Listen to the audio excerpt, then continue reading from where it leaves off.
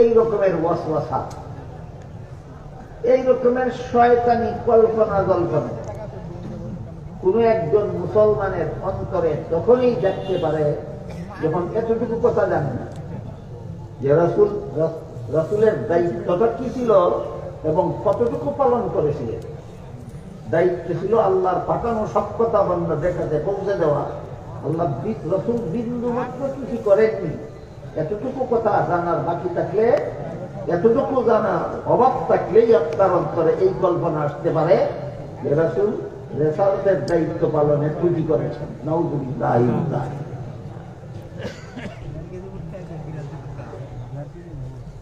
একটু সময়ের জন্য যদি কারো কারো মনের এই সন্দেহটা মেনে নেওয়া যায় যে রাসূল তার দায়িত্ব পালনে ত্রুটি করেছেন অথবা করে থাকতে পারেন, এই কথাটা একটু সময়ের জন্য যদি মেনে নেওয়া যায়, তাহলে আমাদের যে দিনকে আল্লাহ পরিপূর্ণ করে দেওয়ার ঘোষণা করেছেন সম্পূর্ণটাই সন্দেহযুক্ত হয়ে যায়। ঈমানের বেলায় যত কথা রাসূল আমাদের শিক্ষা দিয়েছেন, যেখানেই ঈমানের আলোচনা হবে সেখানেই মনে সন্দেহ জাগবে যে হয়তো এই ব্যাপারে আল্লাহর পক্ষ থেকে রাসূলের কাছে আরো কিছু